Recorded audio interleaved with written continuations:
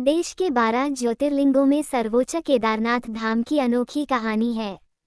कहते हैं कि केदारेश्वर ज्योतिर्लिंग के प्राचीन मंदिर का निर्माण पांडवों ने कराया था। पुराणों के अनुसार केदार महेश अर्थात भैंसे का पिछला अंग भाग है। यहाँ भगवान शिव भूमि में समा गए थे। आइए जानते हैं इस मंदिर के बारे में। स्कंद पुराण में भगवान शंकर माता पार्वती से कहते हैं, हे प्राणेश्वरी, यह क्षेत्र उतना ही प्राचीन है जितना कि मैं हूँ। मैंने इसी स्थान पर सृष्टि की रचना के लिए ब्रह्मा के रूप में परब्रह्मत्व को प्राप्त किया, तभी से यह स्थान मेरा चिर परिचित आवास है। ये केदारखंड मेरा चिरनिवास होने के कारण भू स्वर्ग के समान है। केदारखंड में उल्लेख है, अकृत्वा दर्शनम वैश्वय केदारस्याग्नाशन योगच्छेद बद्री तस्या यात्रा निष्फलताम व्रजेत, अर्थात बिना केदारनाथ भगवान के दर्शन किए यदि कोई बद्रीनाथ क्षेत्र की यात्रा करता है तो उसकी यात्रा व्यर्थ हो जाती है। केदारनाथ में भूमि में समा गए थे शिव, नर और नारायण ऋषि ने की थी तपस्या। पुराण कथा अनुसार हिमालय के केदार श्रृंग पर भगवान विष्णु के अवतार महातपस्वी नर और नारायण ऋषि तपस्या करते थे।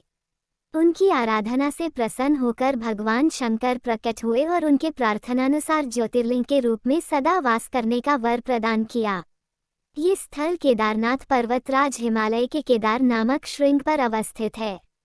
पांडवों की भक्ति से प्रसन्न हुए थे भगवान शंकर। पंचकेदार की कथा ऐसी मानी जाती है कि महाभारत के युद्ध में विजयी होने पर पांडव भ्रातृहत्या के पाप से मुक्ति पाना चाहते थे। इसके लिए वे भगवान शंकर का आशीर्वाद पाना चाहते थे, लेकिन वे उन लोगों से रुष्ट थे।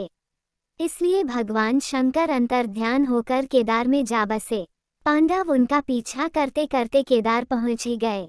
भगवान शंकर ने तब तक भैंसे का रूप धारण कर लिया और वे अन्य पशुओं में जा मिले।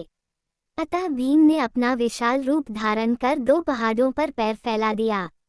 अन्य सब गाय बैल और भैंसे तो निकल गए, पर शंकर जी रूपी भैंसे पैर के नीचे से जाने को तैयार नहीं हुए।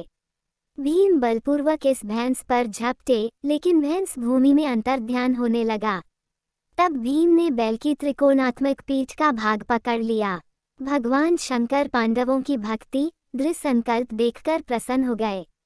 उन्होंने तत्काल दर्शन देकर पांडवों को पाप मुक्त कर दिया।